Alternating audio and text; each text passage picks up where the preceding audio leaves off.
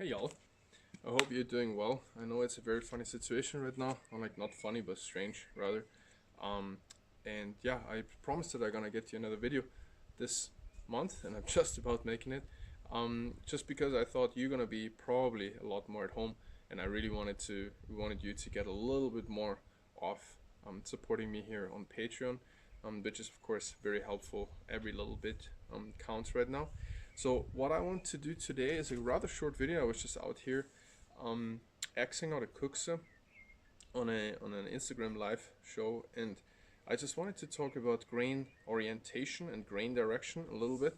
Today I'm filming actually with my phone. Just want to see if how it's doing.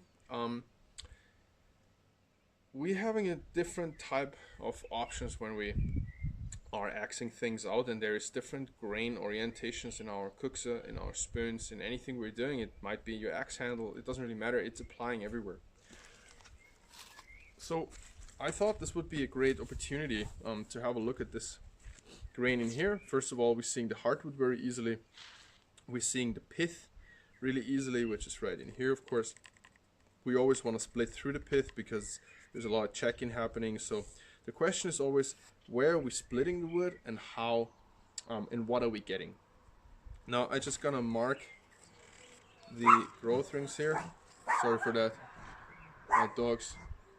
Mini, shut it. So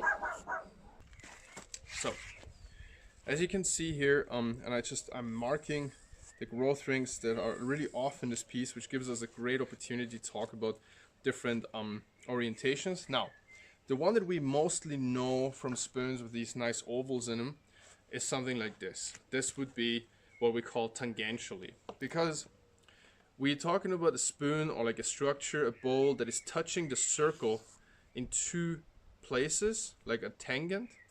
In this case, let's say we're laying the spoon in here, just like that. That's the cross section through the bowl, and you see the open part is to the top, to the outside. This is getting us the nice ovals.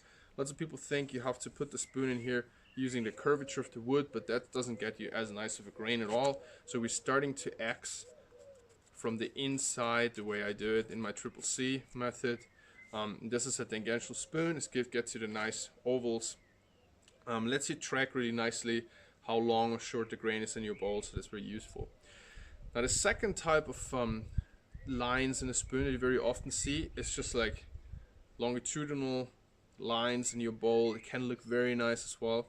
Now in this case we're talking about radial. Radial because of course the center of the circle to the outside of the circle here we have the radius, and if we're laying the spoon into this plane, basically 90 degrees to the other type of spoon, we're getting the lines, and that would be called radial. There is a couple of little advantages and disadvantages to strength in both.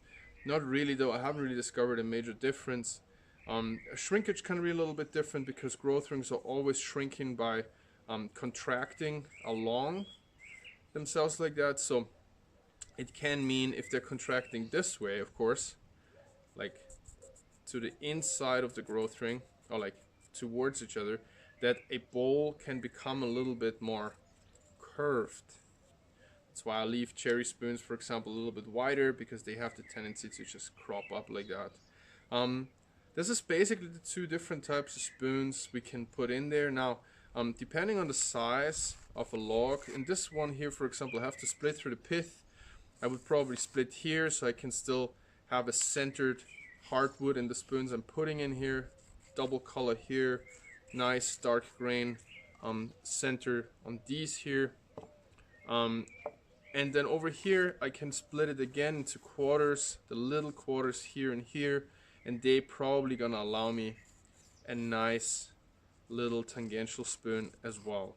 So it's just considerations. You could also split this half over here into thirds, even quarters. In the quarters there's still space for radial spoons. If you put it into thirds, there is still space possibly for a couple of cooking spoons.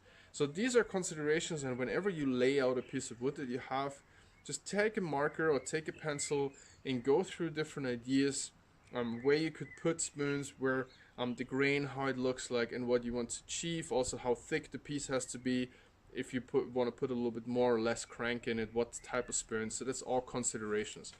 So that's already pretty much it for today. I hope this was helpful for you. Just a quick tip on the side, maybe talking about some details that you wouldn't hear usually, maybe that much in that way. So I hope you folks are staying safe. Please be safe and stay apart. Be smart that way, and I'm gonna see you next time. On a little side note, just before I go, there is a in-depth 4.5 hours spoon carving live online course available on Boon TV. If you're going to my Instagram channel, in the profile there is a link to that course. Has gotten really good feedback, so I'm really happy with that.